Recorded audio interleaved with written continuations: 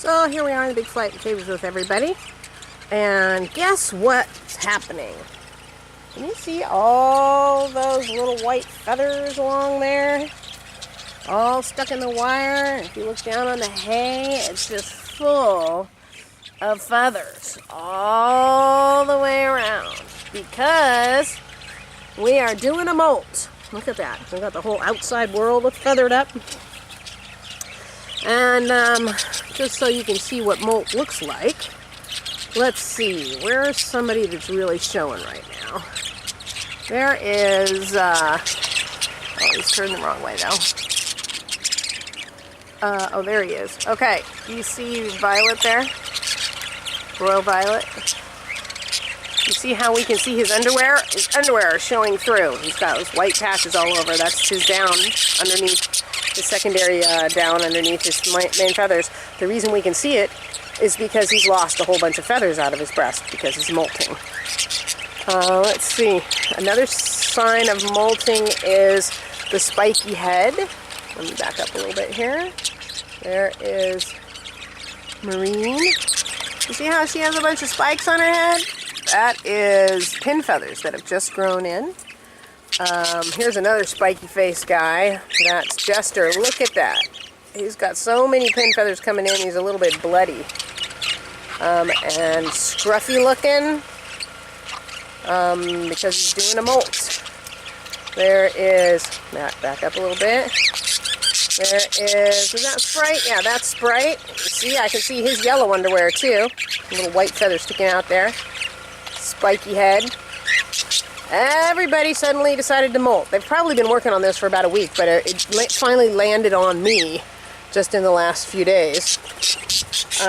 Here's another one. There is Rainbow. Can we see her? There she is. See how we can see? She has holes in her breast. She looks like she got little see-through bits. So she's molting too. There's Limey with a spiky, frumpy looking head. In about a week or two, these guys are going to look fabulous. But right now, look at how scruffy they are. Where'd he go? There he is. See that? There's Aqua. Scruffy, scruffy, scruffy. Fluffy. Looking pretty disheveled there. Okay, so molting, it does take a toll on them. It's a lot of, it's dedicating a lot of bodily energy to regrow feathers. And there's a lot of feathers to regrow. So it usually takes them 2 to 3 weeks to get through it. But if there's anything wrong, if they're not getting the nutrition they need, if they have a secondary illness of some kind or another, if they're trying if you're trying to breed them or they're trying to raise babies, they can stall out in a molt and not ever grow back to feathers and end up just looking scruffy all the time because they just didn't have the bodily resources to handle that. Or they'll devote so much bodily resources to growing feathers that they won't be able to do other things. So I am trying something interesting. Any female in the world knows that if you want your fingernails and your hair to grow nice and thick and long, you eat gelatin. Stir it into your coffee every morning. Or actually eat Jell-O. There's the collagen in it, the gelatin that makes it, get hard or get solid, is what a significant part of what your body needs to grow fingernails and hair.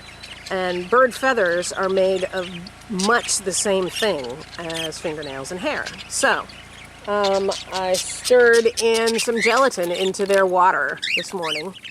I'm just trying a little experiment to see what happens. I think I might have put too much in because it actually looks like it's starting to turn to Jell-O, which is not the goal. I just wanted enough mixed into it to make it nice and liquidy.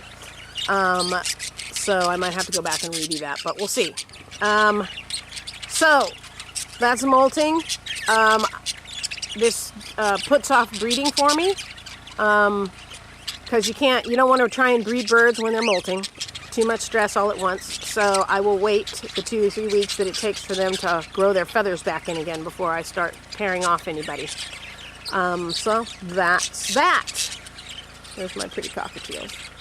Hi, Brad. Hi, Brittany. Terrible squawking birds.